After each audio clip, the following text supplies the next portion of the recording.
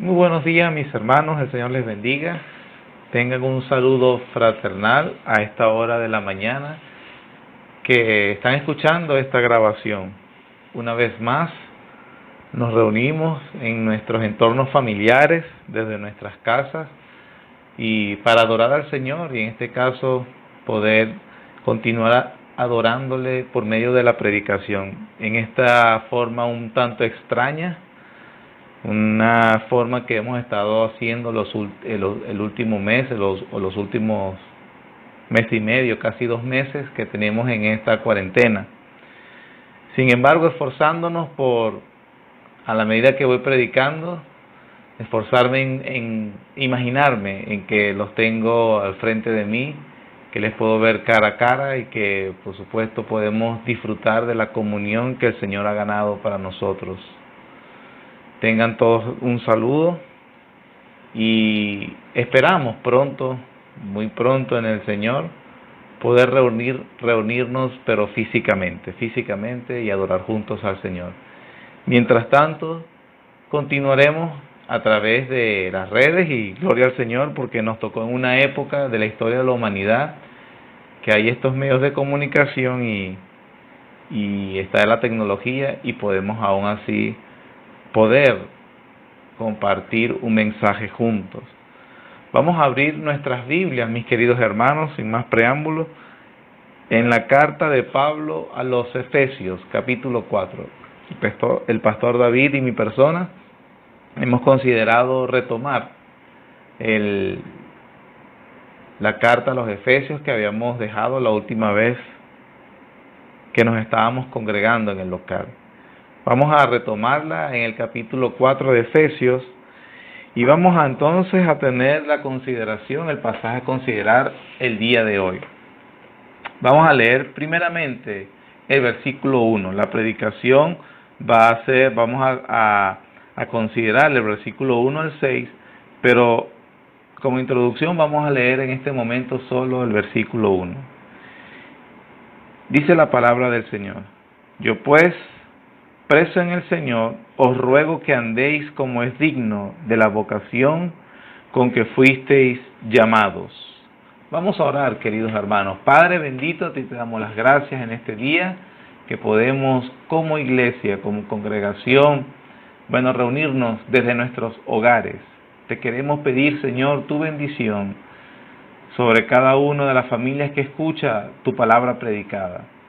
Por favor, tu Espíritu Santo, use, Señor, este medio, no el ideal, no el que queremos, Señor, pero así tu providencia en este tiempo lo ha permitido, y a pesar de que estamos a través de una grabación, Señor, permítenos poder tener oídos abiertos, Señor, nuestros ojos espirituales abiertos, para ver las riquezas que nos das en Cristo Jesús. Ministranos, Señor, a través de la predicación de tu palabra, te lo pedimos en el nombre de Jesús. Amén. Pablo inicia este capítulo o esta sección de la carta rogando a los efesios que anden como es digno de la vocación con que fueron llamados. Debemos contextualizarnos, ¿verdad?, antes de proseguir a lo que quiere decir Pablo en la carta sobre la sección que estamos considerando. Recordemos que en los capítulos 1, 2 y 3 se nos ha estado hablando de las riquezas que tenemos en Cristo, las riquezas de su gracia que tenemos en Cristo, que nos ha bendecido con toda bendición espiritual. Es muy importante entonces considerar las cosas que ha ganado el Señor Jesucristo a través de su vida, su muerte, su sepultura y su resurrección, y aquellas cosas que el Padre nos ha prometido por estar unidos por la fe en Él. Eso es muy importante entenderlo y tenerlo en cuenta. Sin embargo, hermanos, tenemos que saber que no solamente es un conocimiento lo que el Señor está tratando de impartirnos, no solamente es información, que es muy importante, sino que debemos comprender que hay una ética que se desprende de nuestras doctrinas. El Señor está esperando que nosotros vivamos de una manera que sea consistente a las verdades espirituales que decimos creer. Pablo dice que andemos como es digno de nuestra vocación. El verbo andar que usa el apóstol Pablo en este versículo 1 se refiere al curso de la vida de una persona. Se refiere a esa característica que poseen aquellos que han sido llamados por el Señor. Nosotros vamos a ver cómo se repite este verbo a partir del capítulo 4. Un ejemplo podemos ver en el versículo 17 que dice: esto pues digo y requiero en el Señor que ya no andéis como los otros gentiles que andan en la vanidad de su mente. En el versículo 1 nos dice que debemos andar de una forma, o va a comenzar a explicarnos que debemos andar de una forma. En el versículo 17 nos dice que hay una forma de la cual no debemos andar. Ahí nos dice que no debemos andar según aquellos que no conocen las doctrinas que nos enseñan la palabra de Dios. También se repite en el capítulo 5, versículo 2. El verbo andar se repite, dice: y andad en amor, como también Cristo nos amó y se entregó a sí mismo por nosotros, ofrenda y sacrificio a Dios en olor fragante. También se repite en el versículo 8 del mismo capítulo 5, que dice: porque en otro tiempo erais tinieblas, mas ahora soy luz en el Señor, andad como hijos de luz. Y también se repite nuevamente en el mismo capítulo 5, versículo 15, que dice: mirad pues con diligencia cómo andéis, no como necios, sino como sabios. Así que en esta repetición del verbo podemos entender que en esta sección de la carta, o a partir del capítulo 4, capítulo 5 y hasta el final de la carta, en el capítulo 6, Pablo nos va a estar diciendo y enseñándonos cómo debemos andar, cómo se debe caracterizar nuestras vidas una vez que tenemos estas verdades espirituales bien comprendidas en nuestro corazón. La palabra del Señor, o Pablo, nos ha enseñado que Dios nos llamó de la muerte espiritual, según el capítulo 2 y capítulo 1. También nos enseñó que somos parte de su iglesia, en el capítulo 2 y capítulo 3 nos enseña eso. Al finalizar el capítulo 2 nos enseña que somos una familia. También utiliza la metáfora de que somos un edificio. También utiliza la metáfora que somos un santuario. Y debido a ese enorme privilegio, los llamados deben vivir en consonancia con su vocación. Si alguien quisiera entonces dividir un poco o estructurar, bosquejear en qué consiste estos últimos capítulos de la carta a los Efesios del 4 al 6, se podría decir de la siguiente manera. En el capítulo 4, versículos 2 al 16, Pablo nos anima o nos enseña cómo es el andar cristiano dentro de la comunidad de la iglesia. Cómo es el andar cristiano en la comunidad cristiana, en la iglesia. El capítulo 4, versículo 17, hasta el capítulo 5, versículo 20, Pablo nos va a decir cómo es el andar cristiano en el mundo. Cómo andan los cristianos en el mundo en el cual vivimos. A partir del versículo 21 del capítulo 5 hasta el capítulo 6, versículo 9, Pablo nos va a enseñar, nos va a decir cómo es el andar cristiano en el seno familiar. Y a partir del versículo 10 del capítulo 6 hasta el versículo 20, Pablo nos va a describir o nos va a exhortar o a animar, a recordar la lucha espiritual que conlleva ese andar. Nos dice, debemos andar, cómo debemos andar dentro de la iglesia, cómo debemos andar en el mundo que nos rodea o dentro del mundo mientras vivimos acá, en este lado de la eternidad. Nos va a decir cómo debemos andar en el seno familiar y también nos va a decir Pablo la lucha espiritual que se desprende precisamente por ese andar. Eso es lo que podríamos bosquejear desde el capítulo 4 hasta el final de la carta. El día de hoy nosotros nos vamos a concentrar solamente en la primera parte, el andar cristiano en la comunidad, el andar del cristiano en la comunidad cristiana, es decir, dentro de la iglesia. ¿Cómo debe ser ese andar? Para eso entonces vamos a leer esa sección que está a partir del versículo 2 hasta el versículo 16. Dice la Biblia, sígame con su vista mientras yo leo, dice: con toda humildad y mansedumbre, soportándoos con paciencia los unos a los otros en amor, solícitos en guardar la unidad del Espíritu en el vínculo de la paz. Un cuerpo, un espíritu, como fuisteis también llamados en una misma esperanza de vuestra vocación, un Señor, una fe, un bautismo, un Dios y Padre de todos, el cual es sobre todos y por todos y en todos. Pero a cada uno de nosotros fue dada la gracia conforme a la medida del don de Cristo, por lo cual dice: subiendo a lo alto, llevó cautiva la cautividad, y dio dones a los hombres. Y eso de que subió, ¿qué es sino también que había descendido primero a las partes más bajas de la tierra? El que descendió es el mismo que también subió por encima de todos los cielos para llenarlo todo. Y él mismo constituyó a unos apóstoles, a otros profetas, a otros evangelistas, a otros pastores y maestros, a fin de perfeccionar a los santos para la obra del ministerio, para la edificación del cuerpo de Cristo, hasta que todos lleguemos a la unidad de la fe y del conocimiento del Hijo de Dios, a un varón perfecto, a la medida de la estatura de la plenitud de Cristo, para que ya no seamos niños fluctuantes, llevados por doquiera de todo viento de doctrina, por estratagema de hombres que para engañar emplean con astucia las artimañas del error, sino que siguiendo la verdad en amor, crezcamos en todo en aquel que es la cabeza, esto es, Cristo, de quien todo el cuerpo, bien concertado y unido entre sí por todas las coyunturas que se ayudan mutuamente, según la actividad propia de cada miembro, recibe su crecimiento para ir edificándose en amor. De la lectura que acabamos de tener, del versículo 2 hasta el versículo 16, hay dos palabras claves para entender el pensamiento del apóstol Pablo. Esas dos palabras claves son unidad y crecimiento. Pablo, hermanos, está preocupado por la unidad de la iglesia y su crecimiento espiritual. Estos dos conceptos no deben ser separados. La unidad es necesaria para el crecimiento espiritual y ese crecimiento espiritual a la vez es importante para la unidad.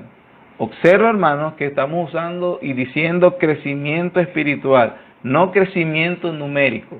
Lamentablemente, hay algunas iglesias o algunos cristianos que creen que el crecimiento numérico es importante, pero la Biblia habla sobre todo del crecimiento espiritual, del carácter de Cristo, de la madurez del cristiano y cómo él va creciendo fortalecido en el Señor. Ese es el énfasis del Nuevo Testamento. Sin embargo, estamos hablando de que también la unidad es sin duda una de las virtudes más esenciales para la salud de una iglesia. Es decir, si no hay unidad, es imposible que haya madurez o crecimiento espiritual. En todo el Nuevo Testamento nosotros podemos ver un énfasis evidente en la necesidad que tenemos para promover la unidad dentro del cuerpo de Cristo y también para evitar a toda costa aquello que pueda quebrantar esa unidad. Debemos reconocer que vivimos en un mundo profundamente dividido. Los hombres se han encargado de levantar todo tipo de barreras que los separan los unos de los otros. Nosotros podemos ver que entre los hombres hay barreras sociales, también podemos ver que hay barreras económicas, barreras raciales, barreras culturales, barreras étnicas y un sinfín de barreras que los hombres en su imposibilidad de poder vivir unidos han levantado los unos de los otros.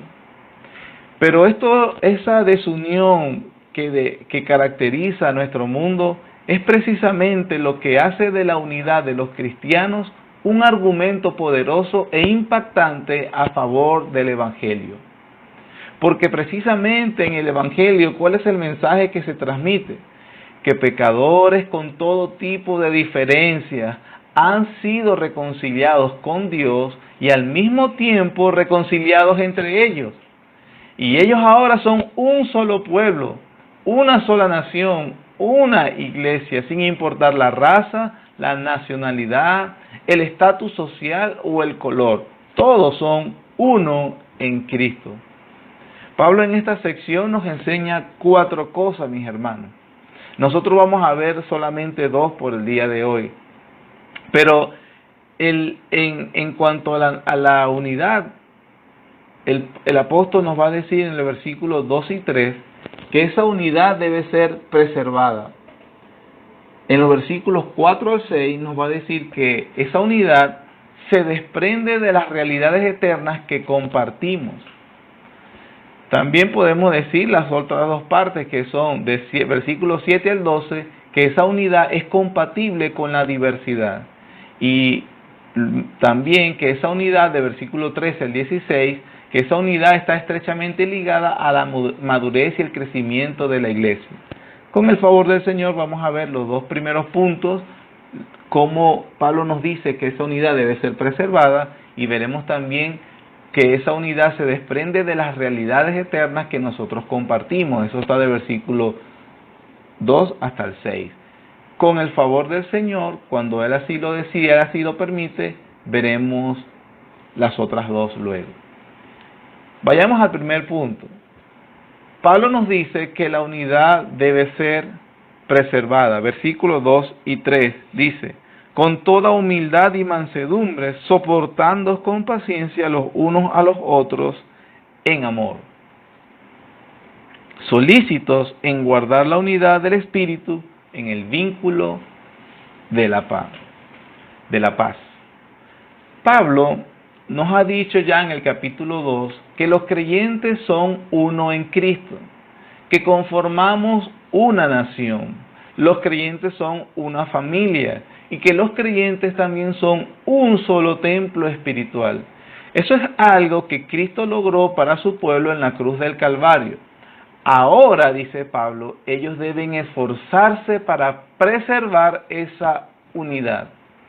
Noten las palabras que estoy diciendo. Los cristianos deben esforzarse para preservar la unidad. Ellos no deben crear la unidad. La unidad la creó Cristo. Nuestra responsabilidad es preservar esa unidad. Sucede, hermanos, que con la iglesia es igual como en el matrimonio. Por ejemplo, en el acto matrimonial se nos recuerda al hombre y a la mujer que ya no son 2, sino 1. Pero seamos honestos, no todas las parejas reflejan esa unión. Al mismo tiempo, los creyentes, como los matrimonios, deben esforzarse por reflejar la unión que tienen. La palabra de Dios nos enseña que estamos unidos por un vínculo espiritual, sumamente poderoso. Un vínculo que nadie puede quebrantar y que nadie puede deshacer. Esa unidad, entonces, que ha creado nuestro Señor Jesucristo por el poder de su vida, su muerte y su resurrección, esa unidad debe reflejarse en la práctica. Debe guardarse seriamente como un tesoro. Ese es el mandato que nos está dando Pablo aquí. Que ellos deben ser solícitos, esforzarse en guardar seriamente esa unidad. En los versículos 3 y 4, Pablo nos dice cuáles son las virtudes que cada creyente debe cultivar para que esa unidad se preserve. Si nos están mandando a preservarla, la pregunta es ¿cómo?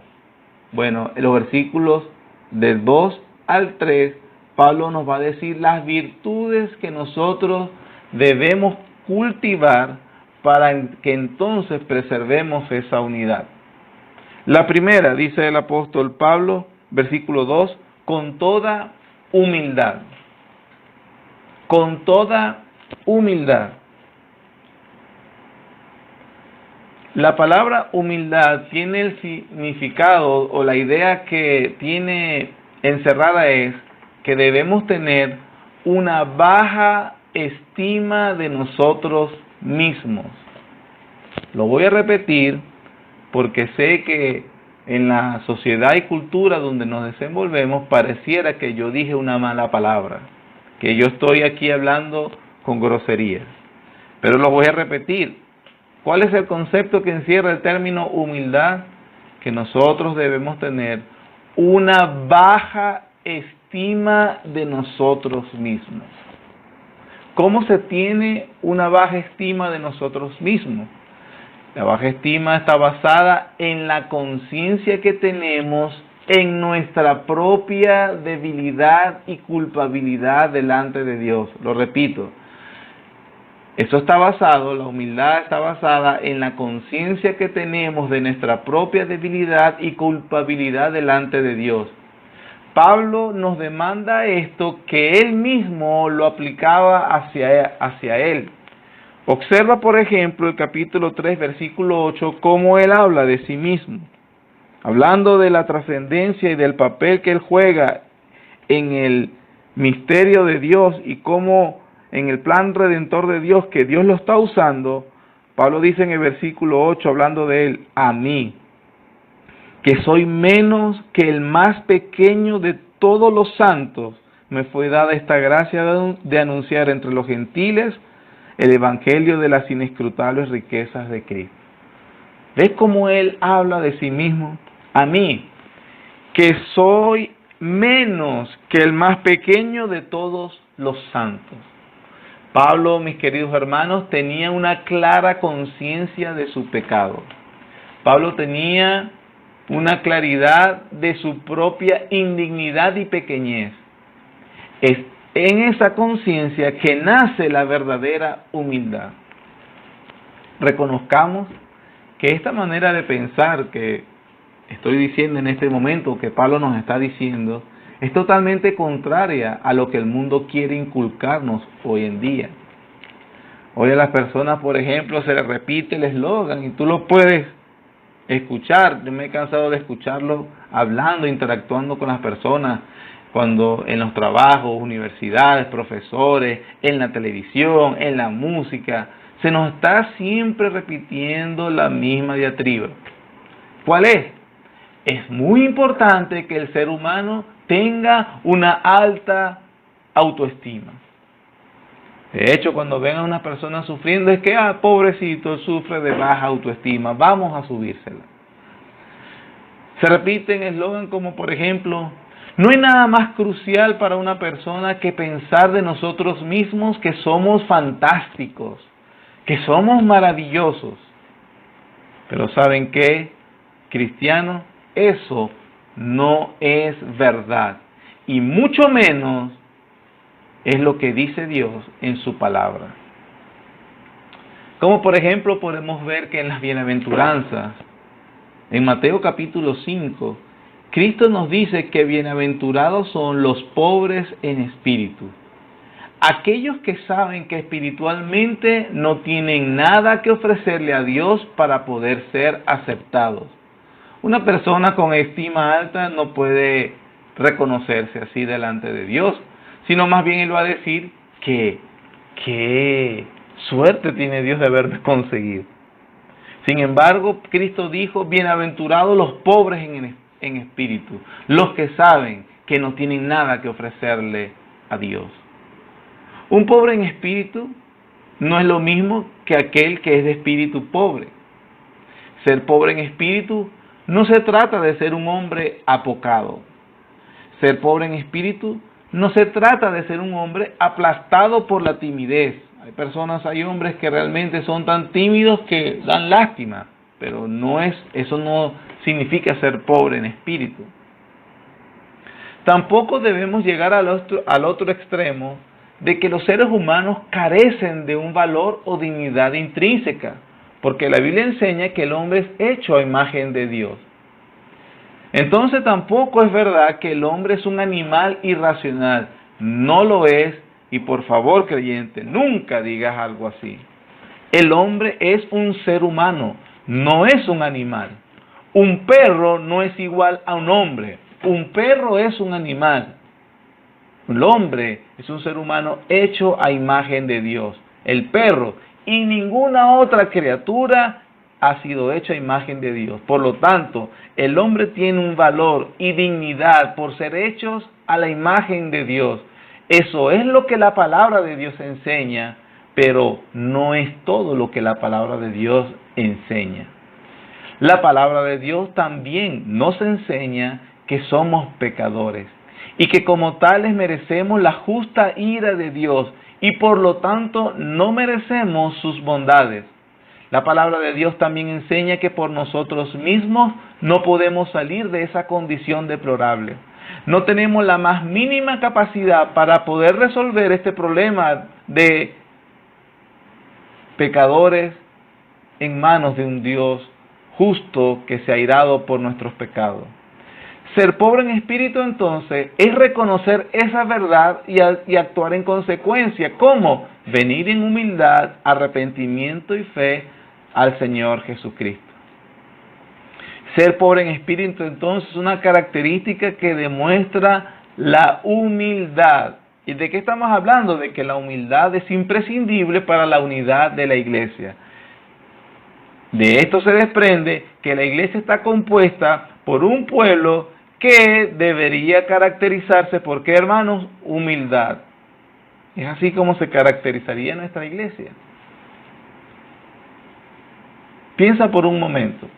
Si rastreáramos todos los conflictos que surgen entre las personas, seguramente en algún punto nos vamos a topar con el orgullo. ¿Por qué? Porque el orgullo imposibilita poder resolver de manera pronta las diferencias que surgen. ¿Qué es lo que por lo general reclama un esposo, una esposa, o un jefe, o una diferencia que tenemos con otro prójimo?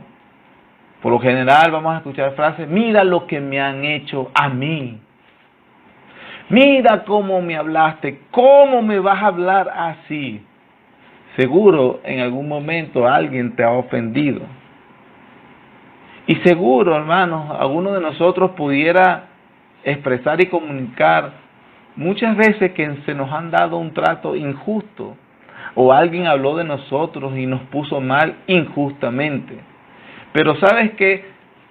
Eso ha sucedido, eso sucede y eso sucederá.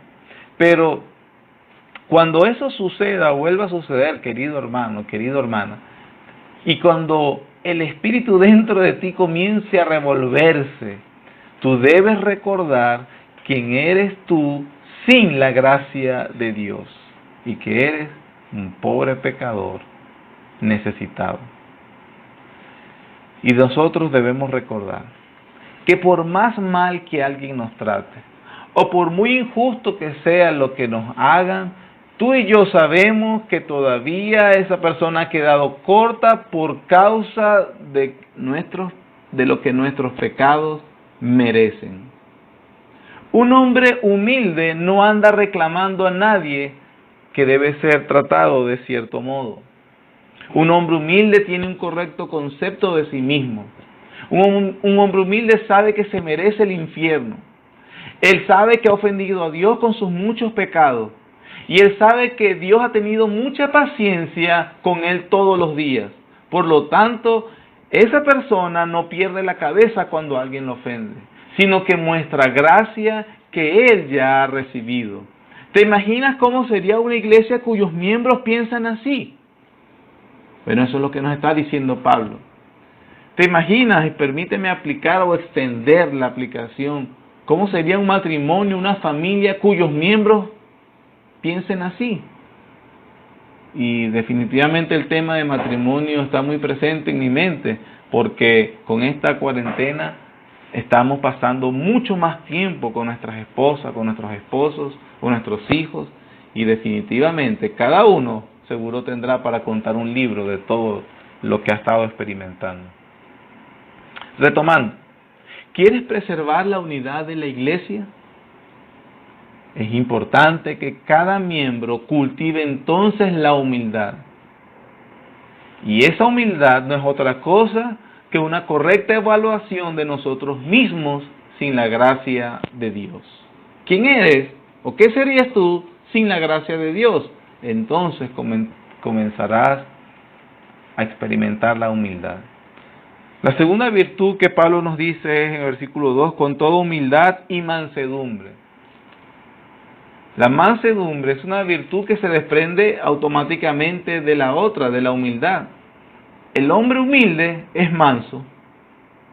Como dijo el doctor Martin Lloyd Jones, el hombre que está en el piso no tiene temor de caer. Mansedumbre, mis queridos hermanos, es una virtud que nosotros también debemos cultivar. Ahora, la mansedumbre es confundida con la debilidad de carácter. Algunos creen que ser manso es ser menso, pero ¿sabe qué? No es verdad, no es lo mismo. Algunos confunden la mansedumbre como una persona que es falta de carácter. Que una persona mansa es alguien que le dice sí a todo el mundo, que le dice sí a todo lo que le piden, y eso no es verdad. Algunas personas confunden la mansedumbre como que alguien que no tiene convicciones, alguien que se deja llevar y que según las circunstancias esta persona también cambia. Es una persona mansa. No, un pusilánime, pero no es una persona mansa. Tampoco debemos confundir al manso con el indolente. Es esa persona que no se inmuta en situaciones adversas. Esa persona es un insensible, pero no es un manso. Tampoco se debe confundir, a veces hay personas que son educadas, hay personas que con una educación responden con cierta dignidad humana, un caballero diplomático, una mujer educada, tiene educación, pero no significa que es mansa. No es la persona que pasa por ser muy tranquilo, el que no habla, el que huye de todo conflicto, porque a veces es necesario entrar en algunos conflictos. Bueno, pero ese no es mi tema. Sigamos con la mansedumbre. Mansedumbre. ¿Cómo lo podemos definir? Alguien lo definió de manera breve. ¿Y cómo lo definieron? Es tener poder bajo control. Una persona mansa es una persona que tiene su temperamento controlado. Hablando como un cristiano, es una persona que antepone los intereses del reino de los cielos por encima de los propios. Nota que el concepto que estamos manejando de mansedumbre es alguien, este concepto hace énfasis en el control. A menudo se dice que la persona que se aira con facilidad y que golpea las puertas, tira las cosas al suelo, alza la voz, uy, esta persona es fuerte de carácter, pero ese es un verdadero error. Esa persona no es fuerte de carácter, esa persona es débil, porque las circunstancias lo controlan como un monigote. Eso no es fortaleza, eso es debilidad de carácter. La palabra de Dios dice en Proverbios 25:28, no lo busques, solo escucha, dice, como ciudad derribada y sin muro es el hombre cuyo espíritu no tiene riendas. Es una ciudad totalmente vulnerable, una persona llevada por cualquier circunstancia, alguien que no tiene control sobre su carácter. El hombre manso bíblicamente, el hombre según la Biblia manso, es el que razona según la palabra de Dios en medio de circunstancias. Es una persona que realmente pondera y ve qué es lo más importante para que esta persona no actuar según como sus emociones fluyen, ya sean en ira o ya sean en un mar de emociones de debilidad, en el sentido de ansiedad, de depresión. ¿Qué cualidad tan importante, hermanos, es considerar la humildad y la mansedumbre dentro de la iglesia? ¿Cuántos problemas no nos ahorraríamos en nuestras casas, en nuestra iglesia, en nuestra interacción? Porque simplemente no somos mansos, queremos siempre imponer nuestros criterios a la fuerza, andamos como un cuchillo entre los dientes, tratando de el más mínimo se equivoque va a tener un problema conmigo. Pero piensa lo que nos está diciendo Pablo. Para preservar la unidad de la iglesia, tú debes cultivar la humildad, la mansedumbre. Y Pablo nos dice también una tercera característica, soportándoos con paciencia los unos a los otros. Nos dice, por ejemplo, la paciencia, el concepto que que tiene esta palabra, este término, señala la capacidad de ser herido una y otra vez sin quejarse. Da la idea de permanecer largo tiempo bajo presión. Pablo no solamente utiliza paciencia, sino que usa longanimidad o soportando o estirar la paciencia. Nos habla de restringir el deseo de devolver golpe por golpe. Pablo nos ha explicado esta cualidad o también la menciona en la carta a los Romanos capítulo 12, versículos 16 al 21. Romanos capítulo 12, versículos 16 al 21. Si no has llegado allí, escucha lo que dice la palabra de Dios. Dice Pablo, Romanos 12, 16. Unánimes entre vosotros, ven, otra vez hablando de la unidad. Unánimes entre vosotros, no altivos, sino asociándoos con los humildes. No seáis sabios en vuestra propia opinión. No paguéis a nadie mal por mal, procurad lo bueno delante de todos los hombres. Si es posible, en cuanto dependa de vosotros, estad en paz con todos los hombres. No os venguéis vosotros mismos, amados míos, sino dejad lugar a la ira de Dios, porque escrito está, mía es la venganza, yo pagaré, dice el Señor. Así que, si tu enemigo tuviere hambre, dale de comer, si tuviere sed, dale de beber, pues haciendo esto, ascuas de fuego amontonará sobre su cabeza. No seas vencido de lo malo, sino vence con el bien el mal. Pablo entonces nos ha estado enseñando que tengamos paciencia, que Dios mismo se encargará de aquellas injusticias que nosotros sufrimos. Pero no solamente debemos alargar la paciencia, soportarnos los unos a los otros. Hermanos, ¿por qué Pablo se ve en la necesidad? ¿Por qué el Espíritu Santo guía a Pablo a utilizar estos términos?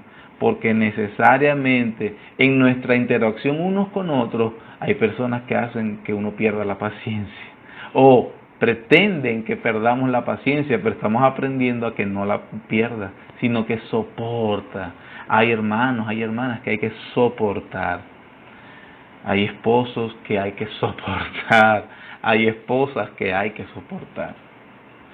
Pero la que definitivamente todas estas virtudes, la que va a sostener a todas ellas, la última, como dice, soportando con paciencia los unos a los otros en amor.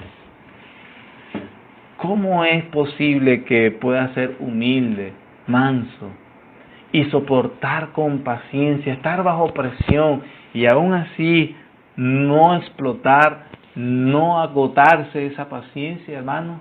Porque la Biblia habla de que eso se hace en amor. El amor de Cristo, el amor de Dios ha sido derramado en nuestros corazones. No busques estas dos citas, pero mira lo que dice la palabra de Dios. Primera de Pedro 4:8 dice, y ante todo, tened entre vosotros ferviente amor, porque el amor cubrirá multitud de pecados. Hermanos, hay algo especial e importante que debemos comprender, que es tan clave y crucial en la interacción de unos con otros.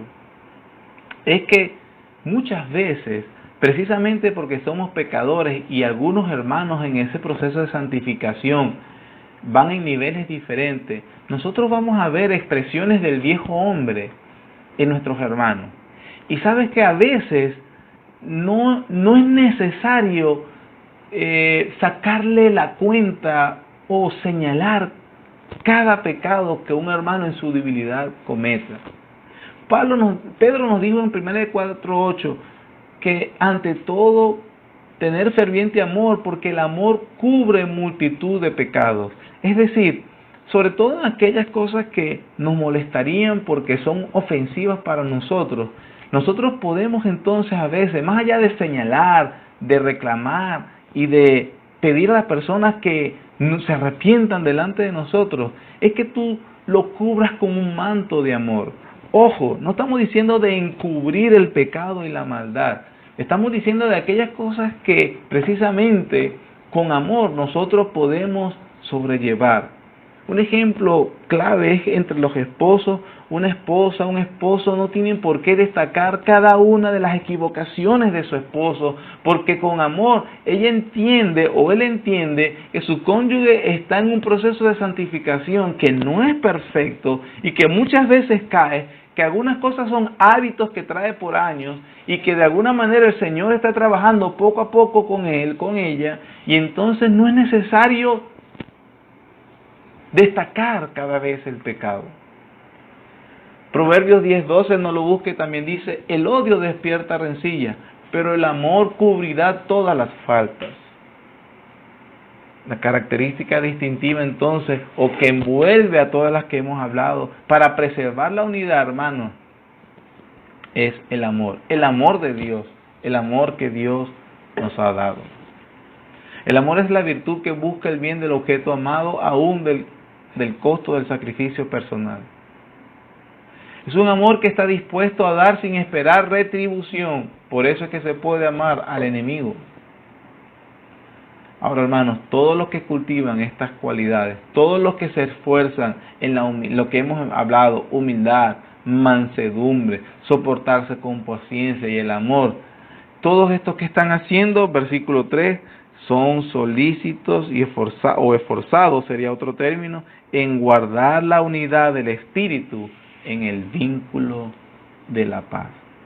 Solícitos, siendo diligentes, poniendo el mayor empeño. Los creyentes debemos hacer todo lo necesario en cultivar esas virtudes. ¿Para qué? Para preservar la unidad en la iglesia. La madurez espiritual se llega en unidad y debemos cultivar estas cualidades para que entonces preservemos la unidad. Es claro que un cristiano verdadero no haría algo consciente para provocar la división de su iglesia. Pero lo que estamos diciendo o aprendiendo, lo que Pablo nos está enseñando es que cuando cultivamos o cuando dejamos de cultivar estas virtudes cristianas, estamos dando lugar a la división. Estamos exponiéndonos para ser medios de división dentro del cuerpo de Cristo. Cuando no somos humildes, cuando no somos mansos, cuando no tenemos un trato gentil con los demás, sino que todo es a los golpes, agresivo, no tenemos un espíritu perdonador, estamos dando pasos no a la unidad, sino a la desunión del cuerpo de Cristo. Así que, querido hermano, que el Señor nos ayude a cultivar estas virtudes. El tiempo lamentablemente se ha pasado. Y hemos visto solamente esta primera sección.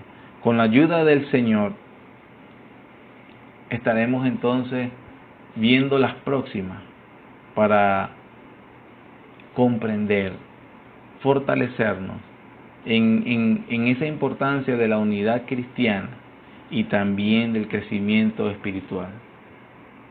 Así que, hermanos, quiera el Señor que hayamos comprendido la importancia de estas virtudes. Si bien lo que acabamos de ver, Pablo lo ha estado enseñando e ilustrando, estos principios se desprenden para preservar la unidad de la iglesia. No nos equivocaríamos si nosotros habláramos de preservar la unidad matrimonial o familiar a través de estas virtudes. Sería muy osado de mi parte decir que son aplicables. Por supuesto que no. Definitivamente, esposo creyente, ¿quieres ayudar a tu familia, dirigir como un sacerdote del hogar, como glorificando a Cristo, llevando gracia y ayudando a tu familia en esta situación terrible? Es importante entonces que cultives la humildad, la mansedumbre, que soportes con paciencia y que tengas amor. Esposa creyente, tienes estas virtudes. ¿Por qué no le pides al Señor que te ayude a cultivarlas? Joven o hermano soltero, hermana soltera, que probablemente con hijos también, en tu desarrollo, en tu vida, en tu relación con los hermanos, con tu familia. Necesitas estas virtudes. El Señor te ayude a que la puedas cultivar. Todo esto, hermano, que nos dice que el Espíritu Santo inspira a Pablo a escribirlo, es porque precisamente entiende el Señor que ni los creyentes en Éfeso, ni nosotros naturalmente tenemos estas virtudes.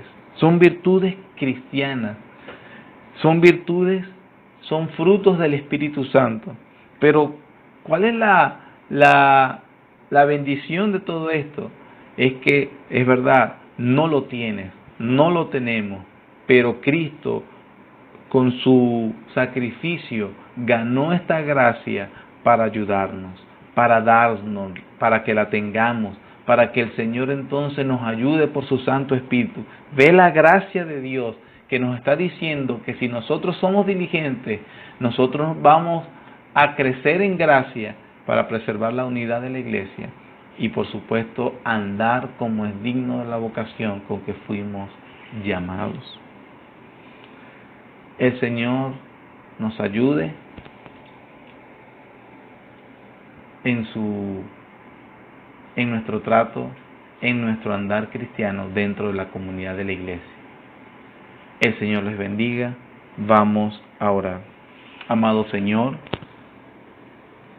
Padre, en este momento hemos meditado en lo que exhortas a través del escrito del apóstol Pablo, cómo preservar la unidad en la iglesia, Señor. Cómo es nuestro andar cristiano, debe ser unido. Y por supuesto de aquí se desprende cómo debe ese andar, cómo debe reflejarse en el resto de nuestras vidas. Te damos las gracias, Señor, por ayudarnos, por dirigirnos y por enseñarnos, por darnos tu gracia. Ayúdanos, Señor, a cultivar estas virtudes, la humildad, la mansedumbre, soportarnos con paciencia y el amor, Señor. Solamente si la gracia tuya está con nosotros, que en Cristo está, y tu Espíritu Santo nos habilita, podremos vivir de una forma digna de ti, para gloria y honra tuya. En el nombre de Jesús, tu Hijo amado, pedimos estas cosas. Amén. El Señor les bendiga, mis hermanos, que tengan una buena tarde.